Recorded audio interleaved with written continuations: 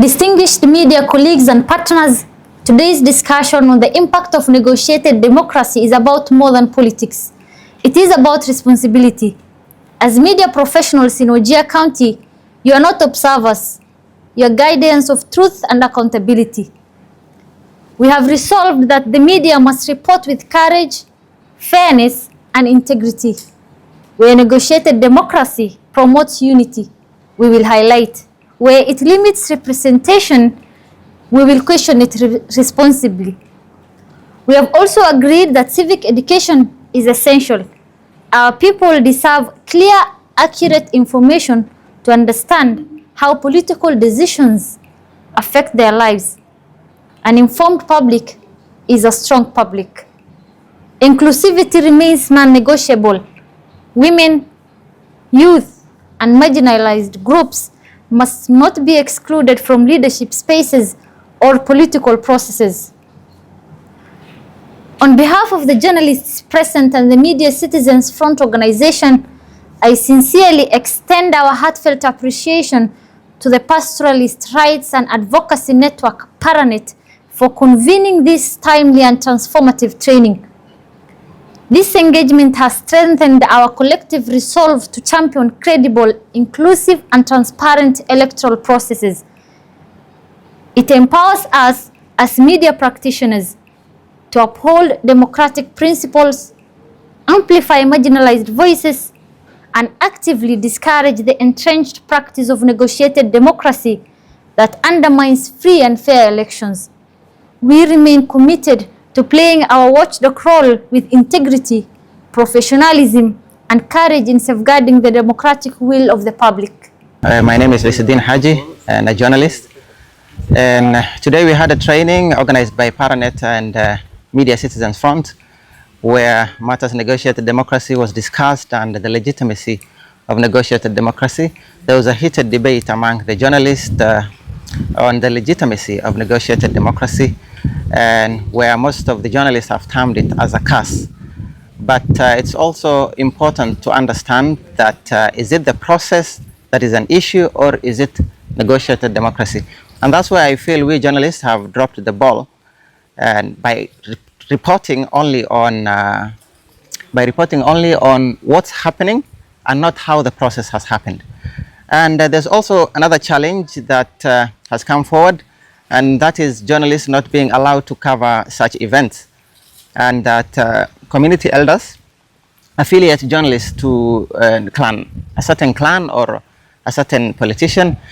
And I'm calling upon again PARANET and Media Citizen Fronts to also train such elders, community elders, who have been mandated to take the helm in maybe carrying out these negotiated processes, to allow journalists to come forward and also report on what is happening, the process, and also tell the truth to members of the public, which is always a gap.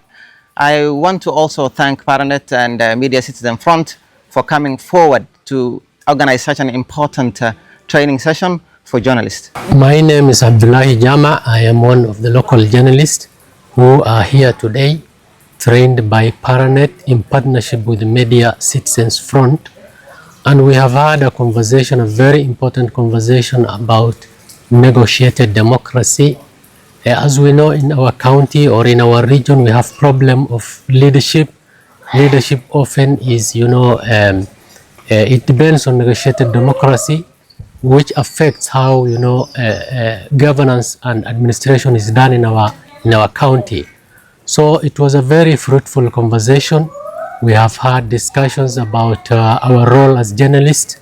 We have had discussions about the role of negotiated democracy, the challenges, the problems that it has brought to our community. And that is the right conversation for us as a community, because we have a lot of problems. People have issues with the leadership, they have issues with devolution. And so it's important to have this conversation about negotiated democracy, so that as a community, we rectify the problems and we address the challenges of negotiated democracy. My name is Mandek Ado from Media Citizens Front organization. Allow me to join colleagues in the media for this joint press conference. Today's capacity building workshop on negotiated democracy, supported by Pastoralists Rights and Advocacy Network PARANET, in collaboration with Media Citizens Front organization, aims to equip journalists with the knowledge and tools necessary to promote credible, transparent, and inclusive electoral processes. This training will strengthen journalists' understanding of how the Wajir community can participate in elections that are free, fair, and independent choice. By enhancing media capacity, we seek to empower journalists to inform the public accurately, promote accountability, and safeguard democratic principles within the community. Through this initiative, we reaffirm our commitment to strengthening democracy, promoting civic education, and ensuring that every citizen's voice is heard, respected during the electoral processes. Assalamu alaikum. Magacaydu waxaa la Xasan Nuur, waxaa ka mid ahay wariyaasha ka howlgala magaalada Wajeer. Maanta waxaa magaalada Wajeer noogu qabsoomay kulan kaga hadlaynay dimuqraadiyadda ku salaysan mase ku dhisan wadaxaajoodka. barnaamijkan hay'adii soo qaban qaabisay waxaa la yiraahdaa PARANET oo soo qaban qaabisay ayadoo la kaashanayso hay'ad kale oo la yiraahdo MCF.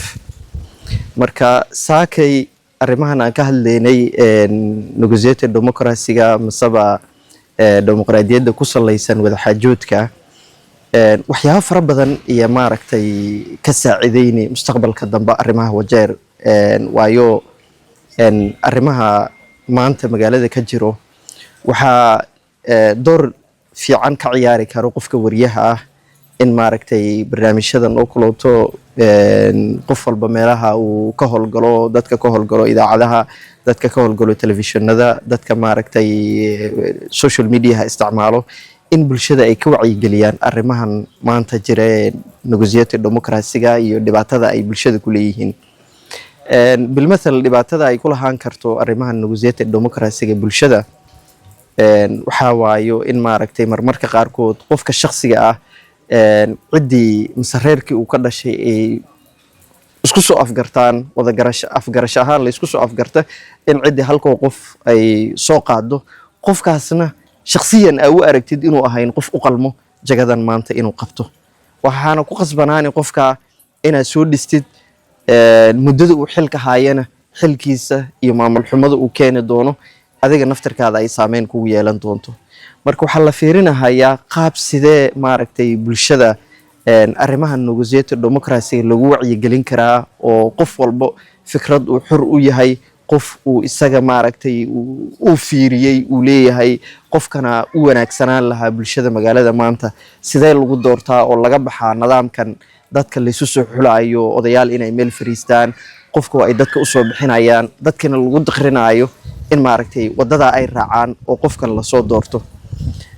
mid labaad oo negotiated democracy-gan dimuqraadiyadan wada hadalka ku salaysan mas wada xaajoodka ku salaysan ay dhibaato ku tahana waxa waaye hadii ay fiirisid doorkii dumarka ay bulshada ku lahayd markii la yiraahdo hogaanka masa siyaasadda yaa inta badan ka maqan siyaasadda goboladan waqooyi bari ee maanta aan ku noolnahay Wajeer Gaarisa iyo Mandheera. dumarka kuraasyada ay u tartamaan mase ay ku guuleystaan waa kuwa dumarka dhaxdooda ay u tartamaan.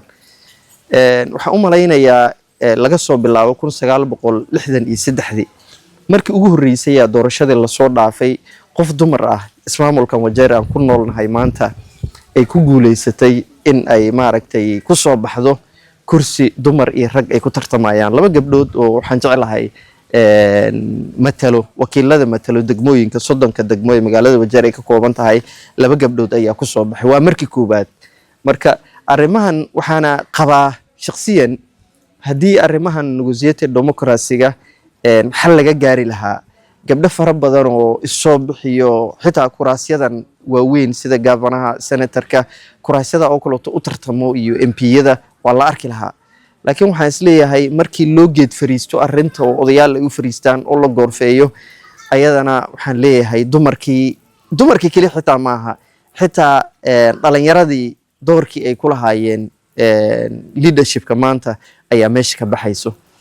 ugu dambeyntii waxaan rabaa inaan mid yar aan ku darsado waxaa arkaysaa markii doorashooyinka ay jiraan oo arrimahan loo geed fariisanaya marka xitaa qoys waxaan u taagnayna oon aragno markhaati ka ahayn ayadoo reer ay laba nin oo MCA noqon rabtay ay kala reebayaan midka la reebay waxaa loo reebay shaqo u haystaa midka la soo qaadana waxaa loo soo qaaday waa shaqo la'aan marka fikradda ma aha in maaragtay qofkan uu meesha reerka uu ka biisho mise reerka uu ka masruufto ma aha qofka waxa loo soo qaadayo waa bulsho dhan mise wood dhan inuu u arrimiyo uu hoggaan u noqdo maamul xumadana asaaskeeda devolutionka haddaa fiirisid waxay ka soo bilaabataa qaabka aan u soo xulonno wakiilada degmooyinka intaasaan kaga baxayaa waa mahadsantihiin